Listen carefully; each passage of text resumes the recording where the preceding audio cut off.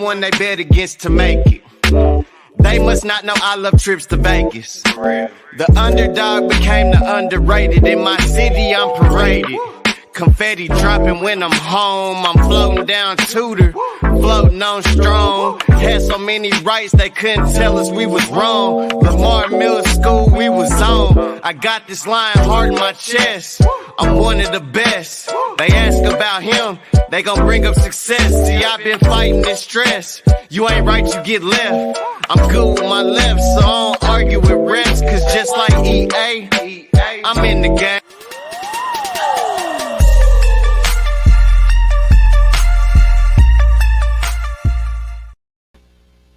Hey everybody, it's Rob here with We Give 110. We got K Rich in the background. He's going to be running the back end of the show today. So, Carrie, we know you're there. We love you, brother. Okay.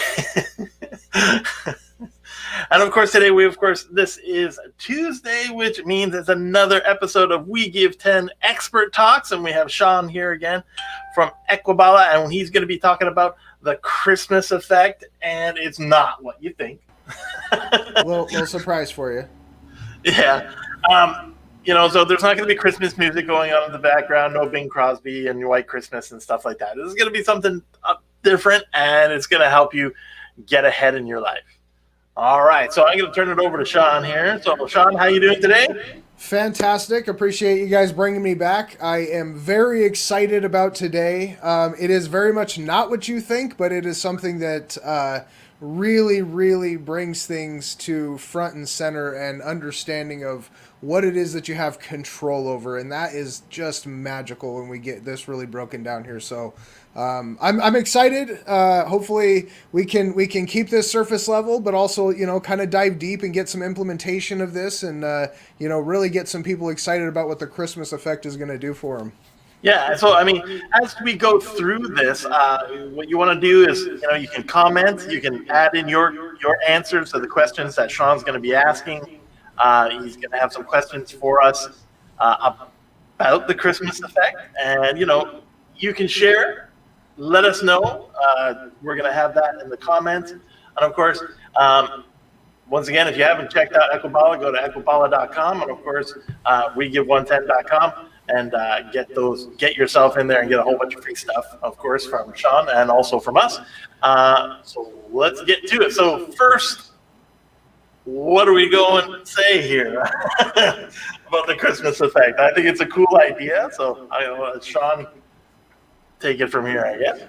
Yeah, so just first of all, before we get into the actual explanation, this is a concept that is probably going to seem extremely simple when I break it down, but at the same time has a lot of depth when it comes to implementation, and that's what is exciting about this.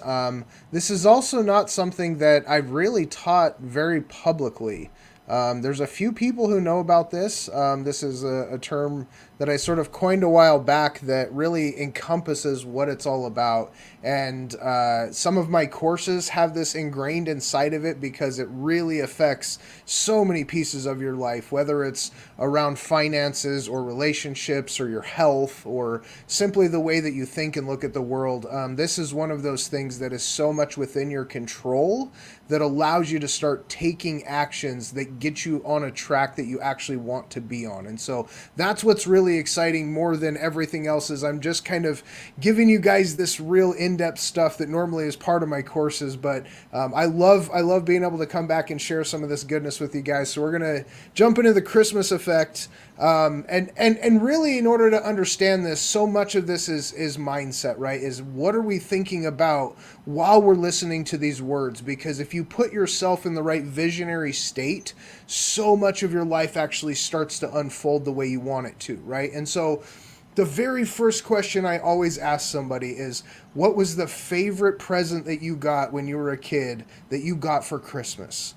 And sometimes that's a little bit tough if you always got really awesome presents, but like if you can narrow it down to like the one awesome best gift you ever got, what is that thing? Okay, and Millennium Falcon. Millennium. He got one. Look at this. Dang, that's an expensive first car, man. Not a first car, Millennium Falcon. I was like 5 years old. I was 5 or 6, and I got the Millennium Falcon from Star Wars. And man, this thing was so huge that like it had the landing leg that came out on the bottom. It's not like these totally super fancy toys that kids get these days. But I mean, like I hold on to the handle that's also the front landing pod. I mean, it came up to here on me. Holy cow! It's like, gigantic wow! toy. That's fantastic. So exactly, and once you kind of identify, you immediately go into that excitement around getting the toy and remembering what it is that it was like being 5 years old and how cool it was to have that thing actually come into your possession. And what we're going to talk about in the Christmas effect is everything that leads up to that moment of acquisition and the bigger buildup that happens before you even open the thing, right? And so the first question we really want to tackle is, what was your favorite Christmas present? So if you're watching this, put it in the comments below. Let us know what your favorite Christmas present was. Maybe how old you were. That was a great piece of like that visionary mindset that you're like, okay, when I was 6, I got the awesomest scooter and I was able to jump it and like do 360s and the girls loved me. Whatever that like feeling was. Okay, that's a big part of this. All right, and I believe we actually have some footage of some other people that sort of shared with us what their favorite Christmas present was. But we don't have that, so it's not edited. So we're gonna try to hold that to the end, I think. Okay, fantastic. Some other people's. Okay, so that's a cliffhanger. You guys have to watch all the way to the end, and come back and watch that recording to be able to see these. But guys, the emotion that is brought out within this is so natural. And that's the real power behind this, is when we start to look at what the Christmas effect is about and how to start putting these things in front of us on purpose, the amount of emotion that is generated for us gets really, really powerful, okay? So we're going to move into the second question that I always kind of drop on people when we start to talk about the Christmas effect. And I'm going to get into what it is first, but I want you guys to really understand why we're going here before we break down the nuts and bolts, all right? And so the Christmas effect is sort of the lead up, right? And I mentioned this before, is before you open the present, all of the real magic happens in the time until it happens. Okay, so when you make a choice, you make a decision, I want this for Christmas. There are steps that unfold over a time period that lead up to the actual acquisition point. And that period between the choice and the acquisition or the action involved in making it happen, that is the magic. And this is where I want to teach you guys how to operate from, is to utilize the anticipation method that is going into Mr. T-Doll. We got Mr. T-Doll, I pity the fool. That's right. They definitely, like, emotion comes out immediately. You get right back to that state of, like, high level stuff where you're at the top of a breath kind of thing, right? And so that's the easiest way to understand this, but you can implement this into every single part of your life. So what we're going to look at is what things do you actually look forward to? Okay, when you're a little kid, Christmas is an easy one. So that's why I gave it this name, because we can all identify with this if we came up in the typical American household. Is Christmas kind of holds this commercial weight where kids circle around the presents and they just, oh, I want this thing and that thing and this thing and that thing, and there's commercials all over TV and everywhere they look, and they have a million things that they're starting to look forward to, and it's barely July. Right? And so as a little kid, that emotion starts super early. You naturally envelop this anticipation for Christmas. I mean, oh my gosh, it even starts before then, but usually like middle of the summer, you start to be like amping up. One of the things was like, I have one of the biggest memories that I always had was usually late September, early October in Canada. I don't know about in the States. But the Sears wish book.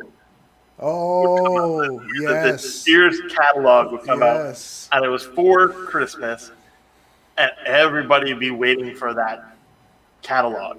Yeah. And then when I owned my own business, and we had a Sears catalog outlet where people would come in, pick up their orders, and place orders and stuff like that. People would just come walking into the store constantly. Is the wish book here yet? Is the wish book here yet? Looking for the one thing that they know has all the stuff they're looking for. Yeah, we would have to order like an extra 300-400 of them and just line them up across the front wall, because people would just come in and go, "It's like the wish book," and they would grab one. Can I grab one for my sister? Can I grab one for? I think that's hilarious, because that's like the adult version of the kids, Santa list, but adults love it when it's already done for you because it's way easier. So somebody just wrote their list for them. They're like, did they write my list yet? Do they have the book with my list?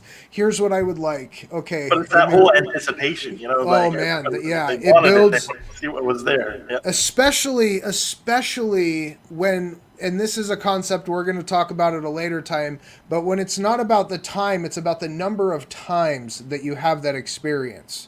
And so that is also a big thing. So when you only have that once a year, the magnificence of it is also anticipated and exploded on a different level for you. So we're going to get into this here. We're looking at really what do you look forward to? Okay, so opening a present at Christmas is a really easy thing.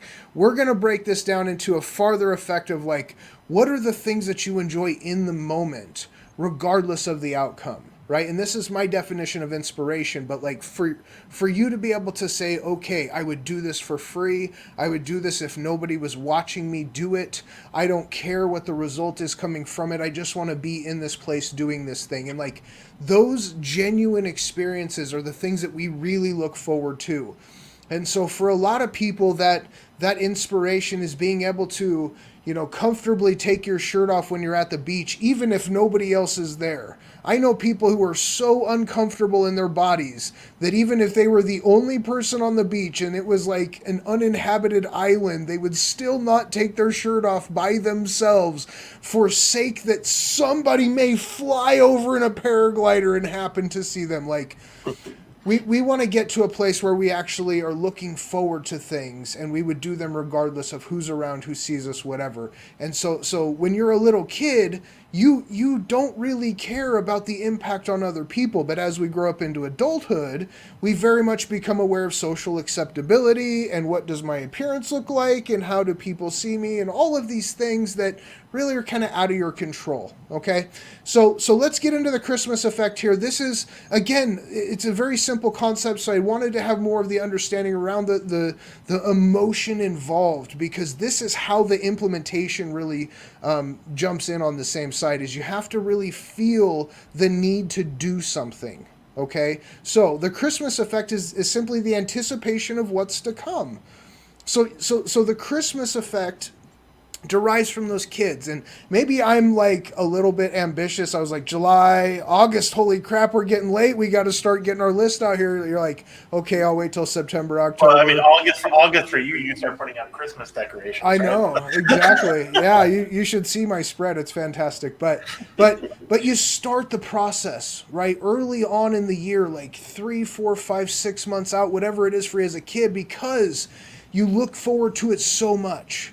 And you start building the anticipation when you write the list, and then you send it out, and your parents take it and they bring it back and do whatever that process is, and you're like, oh, okay, here's the stuff that I might get, and then you're going through your head the whole time about what it could possibly be, and then the presents start getting actually wrapped and put under the tree, and then you're going after the presents and shaking them, and if you're really good, you learn how to unwrap them and wrap them back up so they can't tell, and you're really trying to figure out what these things are.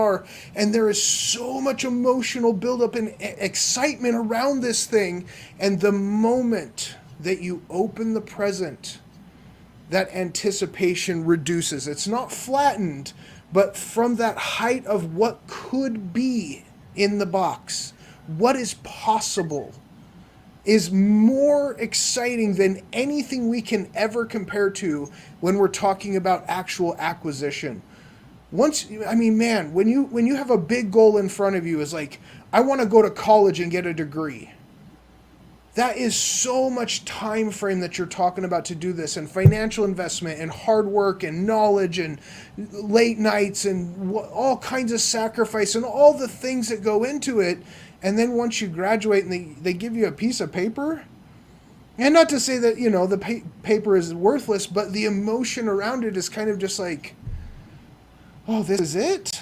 I thought it was going to be so much bigger and grander and all these things, and because the anticipation of getting there makes it this big thing in our head, right? And so we want to learn how to utilize that anticipation, that looking forward to method as much as possible. And so this is where we circle back to question number 2 is, what are the things that you look forward to? All right? And so if you say, what are the things that I absolutely dread, you can kind of like go the other way. So if you're that person that you would go to the uninhabited island and never take your shirt off because you're so worried about people seeing you, like maybe you would appreciate having a conscious love for yourself and your body, regardless of what your physical appearance looks like. Right? Yeah. And so that's like, I guess, kind of an extreme case, but at the same time, we want to look for our inspirations. What are the things that you love to do that you're already doing without anybody having to motivate you? We start with the easy, low-hanging fruit, right? I love planting flowers, and I love decorating for holidays, and I love, going for walks all the time. And so I schedule time to do those things. Okay, and this is the third piece of this, guys, is like, how often do you schedule time for those things that you have identified that you enjoy? And this is when it becomes implementation, is when you understand that the magic is identifying the things that really bring me joy. What do I really love to do? Okay, and that identification usually stems from things that you really loved as a kid and you kind of grew up with, and they develop into these higher level interests, whatever it may be. And now you're at this adult stage and you're like, man, I absolutely love to do this thing. How often are you scheduling this to happen? And if that answer is not enough, then you need to reprioritize. Because what will happen is the very first time you get this on the schedule, you start looking forward to it, and you create the time gap. And as the time gap compresses, the emotion amplifies. Okay? So what I recommend is to schedule it as soon as possible. Get that amplification now. Like, you schedule a vacation next week, believe me, you're going to step into another gear and you're going to figure out how to get everything together. You got plane tickets and packing and shoes and accommodations and, tips for the drink guy and like all the things that you got to make sure happen for that vacation if it happens very close. If you schedule it 6 months out, you're like, okay, I've got some time. I'm going to breathe. I'm going to look at my options. I'm going to read reviews. And like, it's a very calm, mellow state. And for me, like, it's funny that you use that analogy, because next week I'm going on vacation, and this time my wife is supposed to organize all of it because I'm in Korea, so it's easier for her to do a lot of that stuff. And of course, COVID has restricted a lot of stuff, but I am so looking forward to going skydiving. But it's going to be indoor skydiving because she doesn't want to jump out of a plane. So okay, all right. But still, compromise. Yeah, we're compromising. But I mean, I get more air time, which is awesome, because in the air funnel, like in the tube, they can keep going. Like, an average time of jumping out of an airplane is only like a minute and a half, if you're lucky, if you get high enough. But I mean, you can go like 4 or 5 minutes inside the air, like the air column, right? So you can do more, learn more, control more. So it's pretty cool, and I'm looking forward to it because I always have to sacrifice for what she kind of wants to do, because I'm the crazy guy. I'm like, zip line, okay, let's go. Rock climbing, let's go. And she's like, no. But she actually did this and organized, so I'm like, yeah. Hey, there's a win. That's awesome. And that's the thing is getting that identification happening first of what is it that's going to bring me that excitement in my life? whether it's spending time with your family, creating a healthier body for you to live in, having better income streams that take away stresses around being able to pay your bills, whatever it is that you're trying to accomplish in your world, you start to look at, okay, what are the things that I would enjoy doing first? Because we're good at obligation. We're good at doing the things that we have to do as adults to get things done and put bread on the table and the whole 9 yards, right? That's how we get away from this living as children, that everything was just that natural instinct of like, what feels good right now? Look what I can do, like they just jump around and it doesn't make any sense, but it's that raw natural emotion without that concern for how you look on the outside. And when you start to pay attention to the things that make you happy in the world, and you start to schedule those things into your world as often as possible in as many different kinds, there is no limit. It's not like you have one thing that makes you happy. You're not the donut guy. Maybe donuts make you happy in the moment, but that doesn't have to be the only thing that is in your world that brings you joy. Maybe you also like brownies. I don't know. You can branch out, right? And I'm speaking Rob language over here. He's loving all the pastries. But you said brownies, man. I'm all there. That's always a donuts, good. throw those over the shoulder. You got a brownie. Brownies. Okay, see, you just throw them out there. So, but you can identify as many things that really bring you joy in your life as possible, and start to schedule those in. And here's really, guys, the implementation is getting yourself looking forward to the thing. All right, how the thing goes down is not within your control. Okay, you write the list of what you want for Christmas, but what you actually get is up to the parents who are the deciding factor. When you put out what your exact intentions are, okay, disappointment is always when the outcome doesn't meet the expectation. Now I have to put a disclaimer. Santa Claus is real. Absolutely. And these are the deciding factors. We can title them universe or whatever we want, but at the end of the day, guys, for real, when you control the factors that you can control, which is the decision of which things to put in front of you, not what happens from those events. Okay, you cannot control the outcome of the actions, but you decide which actions you want to take. And so if you love spending time with your kids, freaking schedule it. It sounds kind of weird, but how many of us grow up as parents and like, man, I wish I would have spent more time with my kids. I yelled at them a lot for things I thought were going to be important later and turned out maybe not to be so much, but like, man, I wish I had spent more time with my kids. I literally have over here on my whiteboard, and you can't see it because of lighting purposes. It's for privacy security. But I have schedules where I literally have time set with my kids every single week on a certain day. I have time with my wife. All of these things I put in front of me on purpose as an identification of the things that really bring me joy in my life. I have a personal day. I have a day where I get to do me. Like, these may be foreign concepts, but these are the things that I get to decide as part of what's important. And when I look forward to those things, oh my gosh, does it fill up my time with awesomeness. And guys, here's the thing. You cannot be happy and sad at the same time. So if you fill your expectations and your time frame and your look forward to and all of the anticipation around what your focus is on with things that bring you positive emotion, you don't have time or toleration for the other stuff that may be inconvenient.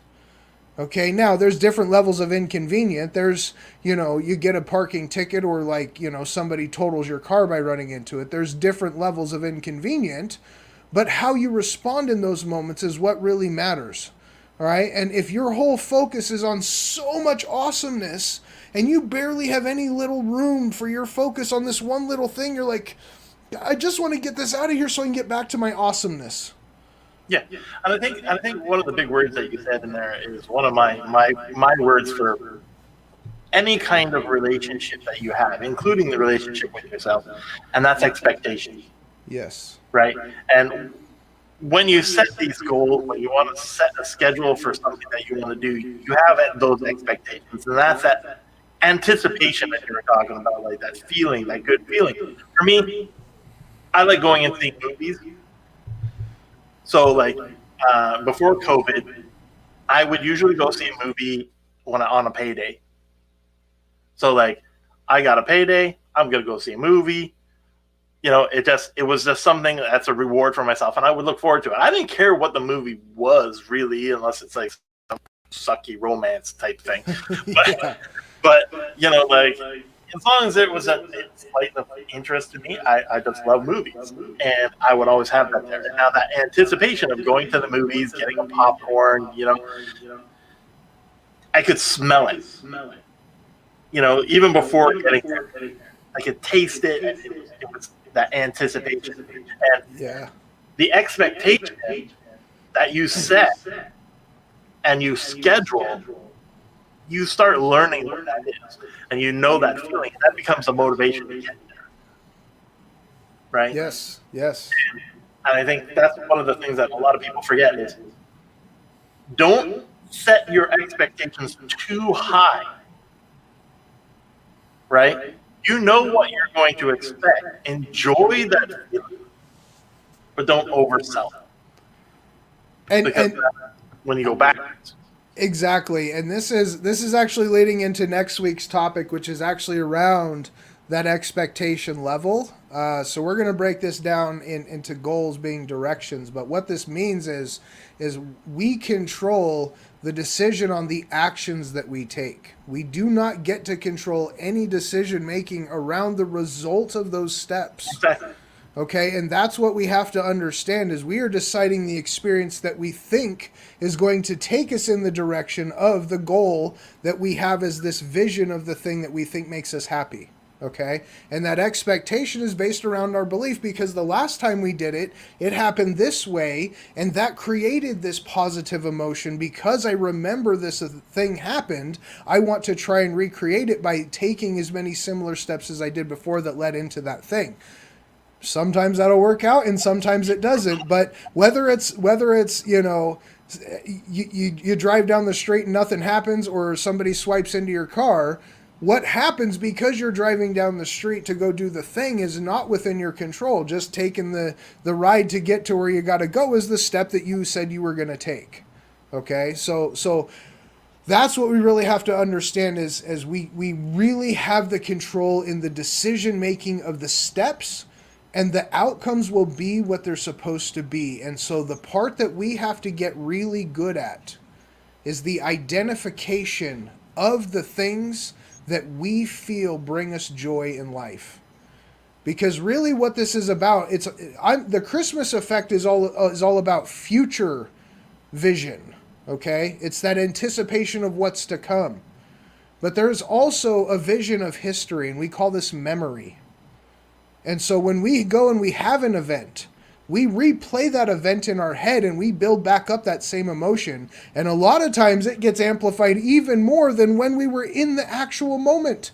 I took my kids down to Vegas last year and they kind of did the thing and were there and had fun or whatever. But after we got back, holy crap, have they built this to a level of amazingness that they had when they were in Vegas. I mean, they were never at that level of pumped while we were there. Not one time, but they have built it up. So it also reverses the process.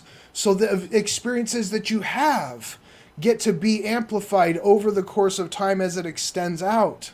Okay? And what is really awesome here, what really gets exciting is understanding that happiness in a measurement is how many times you tell the story. All right? So this is where you look back on the things that you did and your experiences in the past and you remember them. You're like, oh, here's how I felt. This was awesome. And like my wife has told the same stories from her childhood 75 times. I know them before she's going to tell them. They're that repetitive at this point, but those are the things that like just core memories. And so the more things that you put in front of you that you anticipate that you're going to enjoy that activity, the more likely you are to actually hit some the way that you expect them to come out. All right? So this is how you cheat in gambling. You just put the odds in your favor by putting more likelihood of that outcome in front of you. All right? So I'm teaching you how to gamble and win in life. That's what the Christmas effect is for you. Merry Christmas. There's your gift. Fantastic. early gift, right? And that's one of the things I think is so true. Yeah, it's making sure that your outcomes kind of match what you want, you know, and work towards that. And that's that whole drives for like we give 110 the drives. You work towards your drives, and you're going to be talking about that next week. Yes. Very similar idea of having your goals. We call them, drives, so that people move towards those. So, so that's exactly. I mean, I agree with you 100% on everything that you're saying. And if people haven't heard it, watch this on the replay, because it's so important to celebrate all these different things and also schedule those things, which kind of ties into our other expert, Misa. She was talking about, success and celebrating and stuff like that as well. And sharing that with people. Yes. So like when you tell people about your happiness and stuff like that, one, you can rub off on them, but also it brings that happiness back to you as well. Yes. You relive those moments by telling the story again. Yeah. And usually when you tell the story a second time and a third time, the amplification level goes up.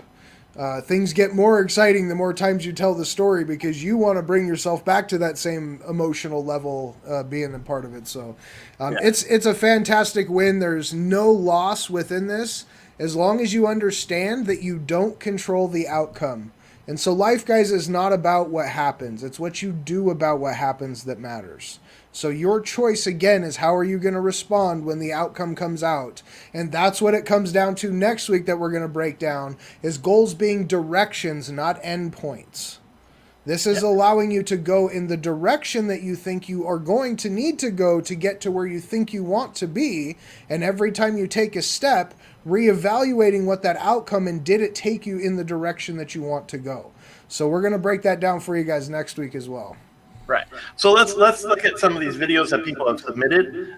So if you haven't submitted a video for us to view here, feel free to throw your comments in, like, hit those 3 questions about, like, what was your favorite present as a kid? What do you always look forward to, and stuff like that. So we're going to have these people talk about these ones here. So we'll hop in here. Now, I'm excited to hear this. Yeah, so it's so cool to hear what other people have and how they experience it, right? So let's listen to the first one here. What things do I enjoy doing? I enjoy following my grandkids' passions, swim meets, cheer competition, baseball games, lacrosse games. I enjoy that, and I enjoy our annual family vacation in Colorado. How often do I schedule time for things I enjoy? Not very often. I have a lot of responsibilities, and so that quite often gets put on the back burner. And then what is my favorite Christmas gift as a child? I don't know that I had any favorites, but some that I remember was a Chatty Cathy doll where you could pull the string and the doll would talk. And then as I got older, I asked for a stereo, and I wanted one like everyone else, but I got a simple one, but at least it played records. So that's one of my favorite memories of Christmas. Yeah, so that was Carrie's mom, I believe. Yes, Carrie? That was awesome. Yes, no? Yes. Thank you, Mom. Yeah, Mom put them there. Yeah, and I think the whole idea that she had there, like she was talking about, you could see her face light up.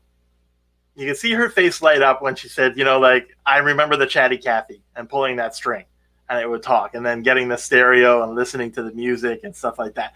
And this is what we're talking about. That happiness is that feeling that kind of comes across and gets to you.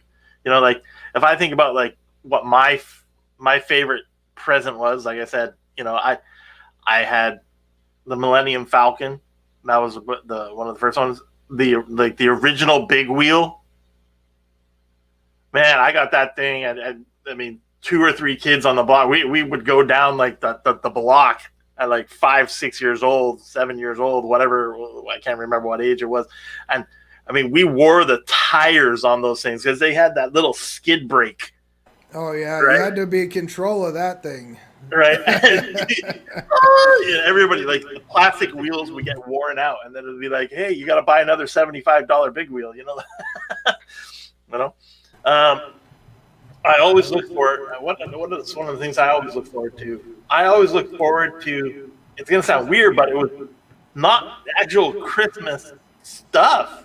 My parents would have to drag me out of bed, but I actually enjoyed lunch, and it was French onion soup, like homemade French onion soup. Because I mean, I was born in Quebec, so I mean that's French Canada, right? And then also smoked Montreal style smoked meat sandwiches. Wow. Which, and I mean, I look forward to that. I didn't care about dinner. I didn't care about breakfast. I didn't even really care about the presents I got. It was like, I'm having smoked meat and I'm having French onion soup. That was Christmas for me. I love that you bring up something so simplistic like that, because it doesn't have to be life-changing in the things that you're talking about scheduling. It can be, what is your favorite drink?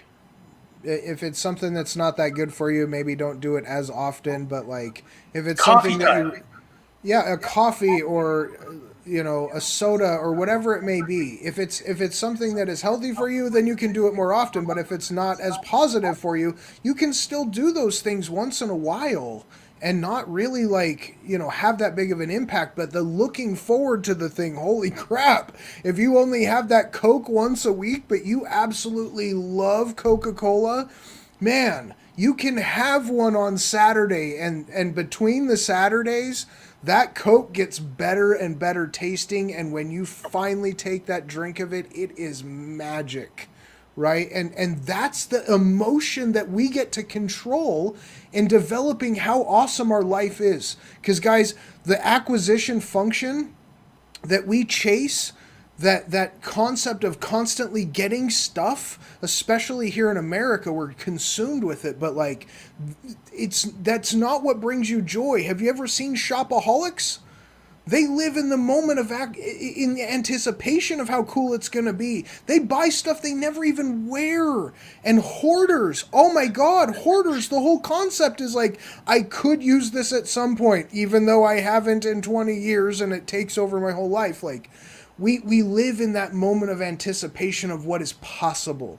And what is possible is perception of the event. It's always a visionary concept. Whether it's in front of you or behind you, it's a visionary concept. And the farther it gets away from that moment, there's a level of excitement that is amplified within that. So put more things, whether it's the awesome sandwich you enjoy, or it is starting a new business, or getting as many voxes as you can. It doesn't matter. Whatever your goals are, base it around the things that bring you joy in life. And you have to identify those in a true nature first, because if it's an obligation and something you're doing for somebody else, just like Carrie's mom mentioned, well, I cut myself off most of the time because I'm doing for others, and that's a good thing. We want to help serve other people. At the same time, if you don't take care of yourself, which is scheduling those things that make you feel good, the version that you get to other people is a less version of you. So if you want to serve others to the best possibility, take care of yourself.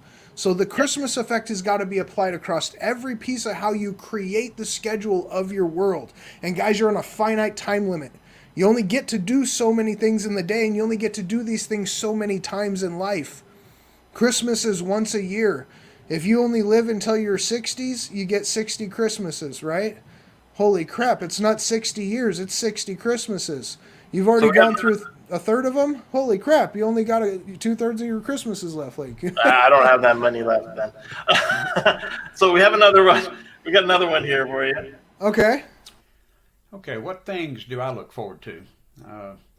Well, I look forward to vacation in the summer when we can go to Colorado and take the kids and the grandkids and fish. We can hike. We can ride motorcycles and can ride my mule that I just recently purchased.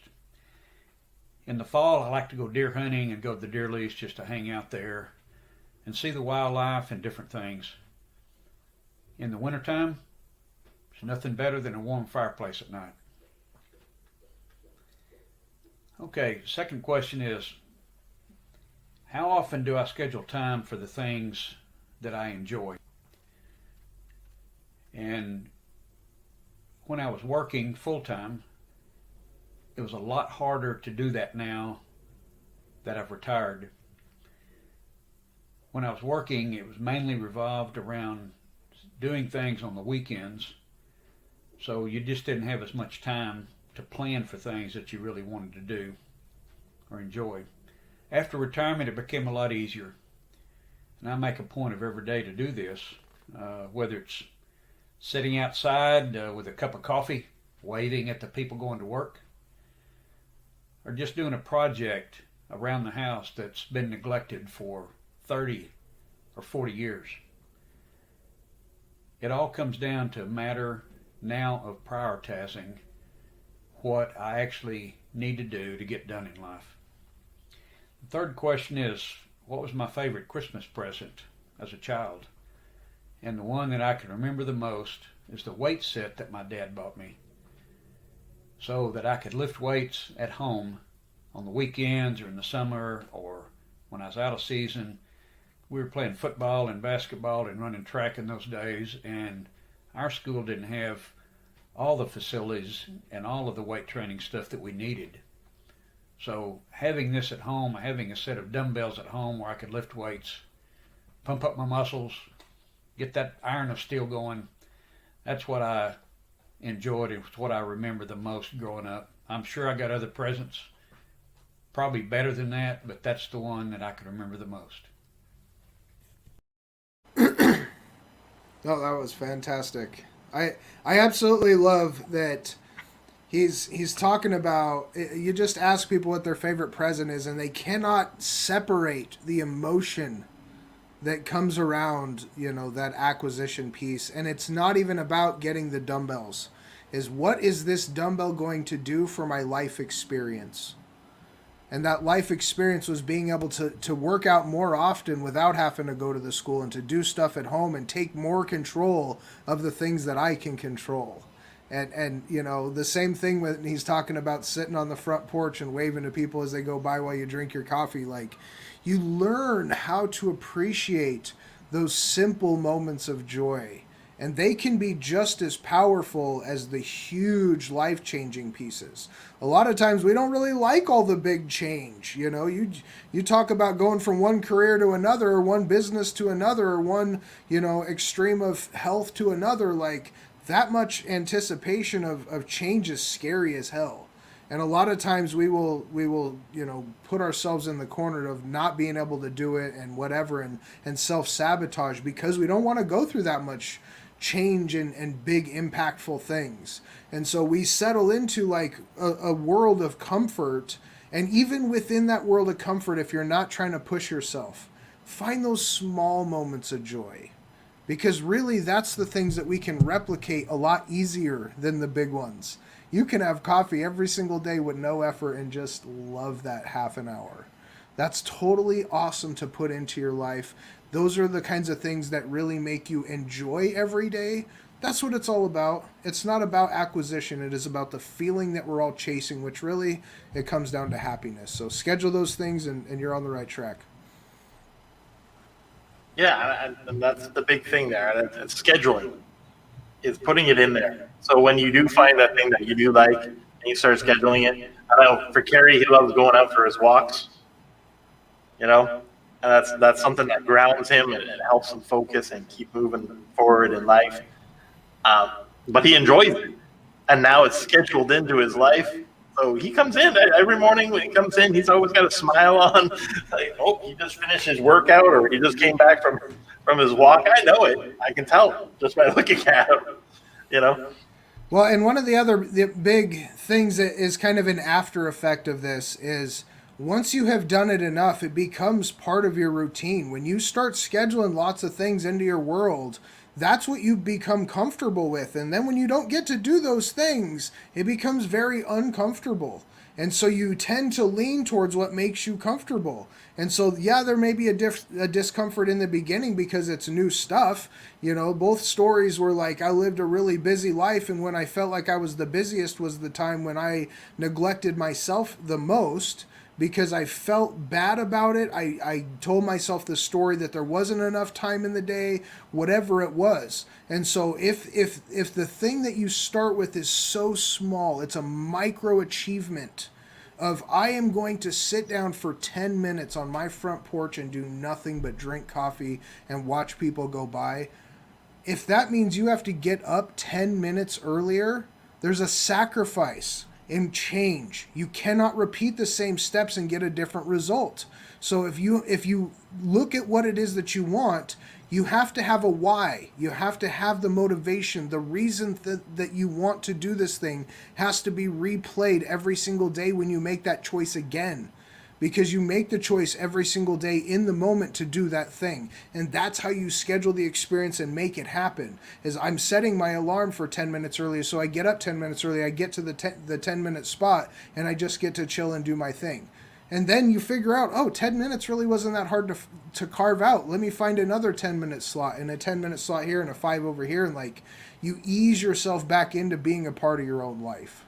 Yeah. I think one of the things on my dad's side, just because he's a character, and I know that this is possibly a reason why he goes out and waves, it's because he is retired.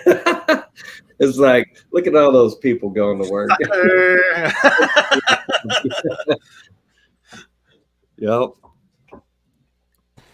But, you know, talking about that 10 minutes, you know, like we're wrapping it up here. And, you know, take that 10 minutes, go over to equibala.com. You can get help with the mindset, your diet, your fitness. You know, go over to We Give 110. Take that 10 minutes. It's going to take you 10 minutes if you're watching this for the first time, right? Go over to these places, get the free stuff there, get our schedule, our book. You know, talking about, you know, setting your drives and everything like this. We're going to be talking a little bit more about this very soon. And of course, Sean's going to be talking about his drives as well next week, and we're going to be talking about those as well in ours. And you know, free for right now, it's gonna maybe disappear soon, so you got to get in there because we're going to be changing up some things. And Carrie and I have got some focus that we have to do. Some of our goals are coming out. We got a couple of clients that are coming in that are going to be taking up a bit of our time, so this might disappear as we get into some other stuff and look at expanding.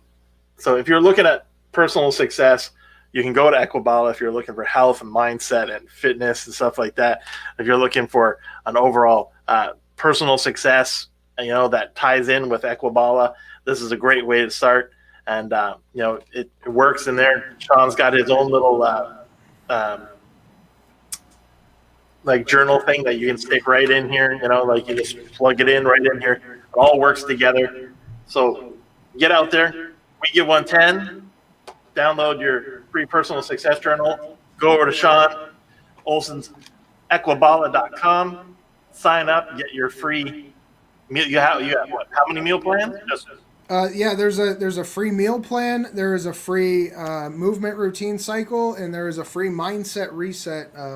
All is part of just, you know, getting involved with the program. And the Christmas effect is actually one of the pieces that I do have in depth broken down inside of that system, and shows how to apply that specifically to the health side of, you know, structure and how we, you know, decide what it is that we want to do in a choice that is going to give us the result that what we're looking for. So again, whether it's, you know, personal success or financial improvement or health change or, you know, better relationships, all of these things come down with controlling the choices that you think will take you to the place that you envision in your head. And so you have to start with that vision place first. You have to identify what it is that you think is going to make you excited and happy and enjoying life. This includes what does my relationship look like with my wife or my kids? What does my financial income streams look like, and how do I interact to, bring those in? What does my actual health structure look like? How do I move, and what do I put into my body? You have to identify those things, and then you have to say, look, this is what I want to have as part of these end goals, and then you can identify which steps do I really want to take to go in that direction. And if we start with that low-hanging fruit, the stuff that just really makes you feel good regardless of the results, then you can get better at doing the things that also include making you feel good while you get a result. And that's really where the magic turn makes it happen. So I'm excited. Thank you guys for having me on today. This is very, very exciting to be able to bring these things to people in a little bit different scheme than how I've usually done it. So it's been fun. Yeah, and we always thank you, Sean, for being here and helping us provide value to everyone out there. So once again, equibala.com, we give 110. So next week, Sean's going to be here 6 p.m. Eastern time, 4 p.m. your time, Terry? Yep, you got it. All right. Oh, 5 yours, 4 yours. And that's 7 a.m. my time. Right, okay. Just starting. So everyone will be jump in, jump out, you'll get one of these, get one of these feelings when you go, yeah, because, you feel good about what you're going to learn and probably get that value. So we're going to throw into the outro, and thank you very much, and we'll see you guys next week. I'm with it if you with it. We gon' run it up. We gon' stay committed. Turn up on our grind till we thumbing through a million. They know we in the building. We ain't got no ceiling. Like Weezy Wee, I'm the fireman with the fire plan. I built my team up, ain't no retirement. My shooters, they on fire, man. 110's the requirement. My